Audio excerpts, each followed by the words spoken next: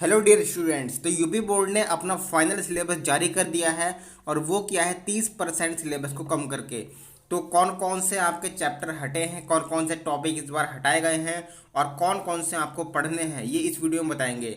और फिर एग्जाम में आपका बोर्ड एग्जाम में किस तरह से कितने नंबर का कौन सा टॉपिक आएगा, कितने नंबर का कौन सा चैप्टर आएगा, ये सब आपको इस वीडियो में बताएंगे।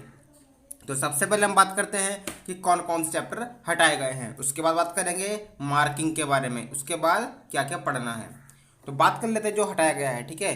तो गद्य हेतु निर्धारित पाठ्य वस्तु में से आपका दो चैप्टर हटा दिए गए हैं, दो पाठ, जैनेन्द्र कुमार भाग्य और पुरुषार्थ और हरिशंकर परसाई का निंदा रस। तो गद्य में आपके ये दोनों पाठ हटा दिए गए हैं। अब बात करते हैं कथा साहित्य हेतु निर्धारित पाठ्य वस्तु, ठीक है। आपकी एक कथा साहित्य होती है, ठीक है, जैसे आपकी 11वीं क्लास में थी, 10th क्लास में थी। तो इसमें आपका भीष्म साहनी खून का रिश्ता ये आपका हटा दिया गया है और शिवानी लाटी ये भी आपका हट चुका है। अब बात करते हैं काव्य हेतु।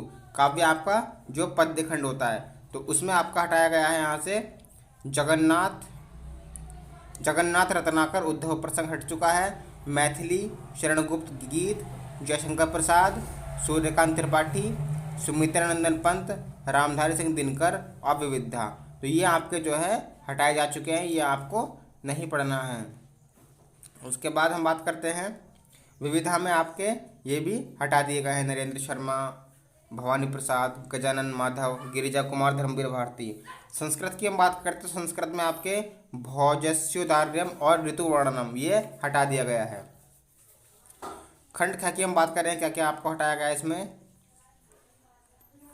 तो इसमें आपके वर्णव्रत, इंद्रवज्रा, उपेंद्रवज्रा, सवैया, गमन, सुमुखी, सुंदरी, बसंतलिका के लक्षण और उदाहरण आपको नहीं पढ़ने हैं। मुक्तक, मनहर ये आपको नहीं पढ़ना। संस्कृत व्याकरण में जितना आपको स्क्रीन पर दिखाई दे रहा है इसमें से आपको कुछ भी नहीं पढ़ना है। व्यंजन आपके ये हटे हैं, विसर्ग हटे हैं, शब्द रूप आपके संज्ञा, राजन, जगत सरित के हटाए गए हैं, सर्व, इदम, यद, ठीक है, प्रत्यय, तद्वित, विभक्ति, परिचय। तो नोट कर लीजिए इसको, निशान लगा लीजिए। तो अब हम बात करते हैं 70% में आपका क्या क्या है। उसके लिए पहले मार्किंग की बात करते हैं, कितने नंबर का क्या आएगा। तो सबसे पहले आपका हिंदी गद्य का विकास जो आप पढ़ते आ रहे हो 10th 11th में, सेम उसी तरह से 5 नंबर का आएगा। हिंदी गद्य का विकास, हिंदी गद्य से आपके क्वेश्चन होंगे, बहुविकल्प भी हो सकते हैं और शॉर्ट आंसर भी।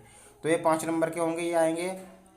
उसके बाद सेम है हिंदी पद्य का विकास, हिंदी साहित्य का, ठीक है, हिंदी साहित्य का विकास, आधुनिक काल, भारतेंदु युग, द्विवेदी युग, पाठ्यक्रम निर्धारित पद्यांशों पर आधारित 5 प्रश्न और गद्यांशों पर, गद्यांश भी और पद्यांश भी, 5-5 प्रश्न होंगे 10 नंबर के।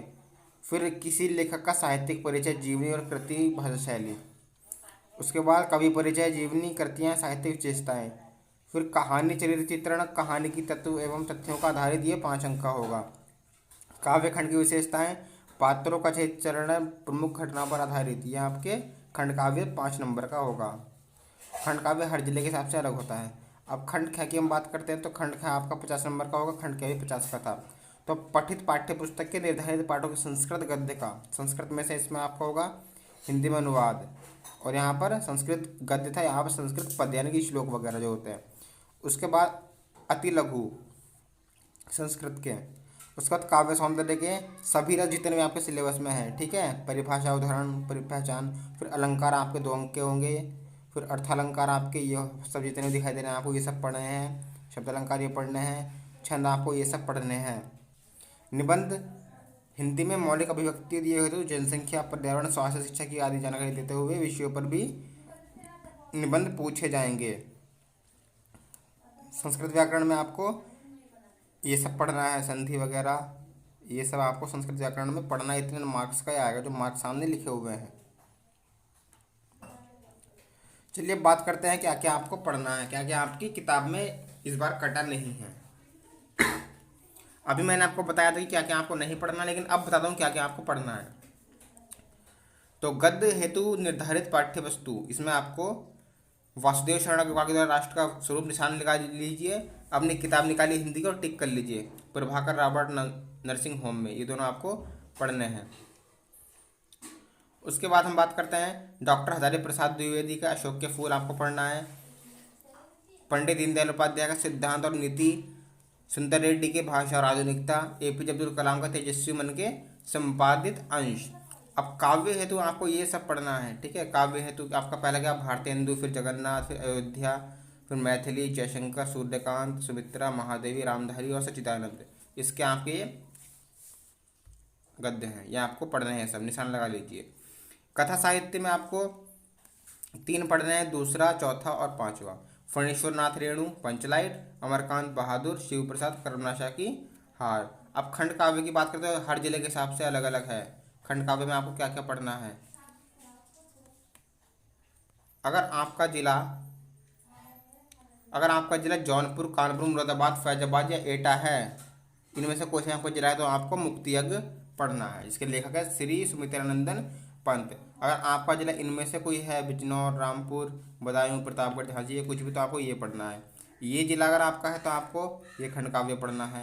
इन जिलों के अंतर्गत अगर आपका जिला आता है तो आपको ये पढ़ना है, और ये यहाँ तक, ठीक है। और ये वाला जो है ये इसमें पढ़ रहा है, ठीक है। और श्रवण कुमार, अगर आपका मेरठ, आजमगढ़, बस्ती, रायबरेली, हरदोई, तो आपको श्रवण कुमार पढ़ना है। तो ये आपके खंड काव्य हैं। संस्कृत की बात करें, संस्कृत में आपको क्या क्या पढ़ना है इस बार। संस्कृत में आपको पहला चैप्टर हट चुका है, यहाँ से संस्कृत भाषा पढ़ेंगे, आत्मज्ञ दूसरा, पाँचवा, पहला और चौथा हट चुका है। नृपति दिलीप पढ़ना है, महर्षि दयानंद, सुभाषी रत्नानी, महामना, पंचशील सिद्धांत, द्वैत वाक्य। तो ये सब आपको जो है पढ़ना है। तो ये जो है आपका 70% था, 30% कट हो चुका है। तो ये सब जो है आपका हिंदी का सिलेबस था। बाकी हमने सिलेबस की जो है वीडियो बना दी है। तो ये था आपका साहित्यिक हिंदी का। साहित्यिक हिंदी में आपको ये सब पढ़ना है। तो मिलते हैं नेक्स्ट वीडियो में। Thank you.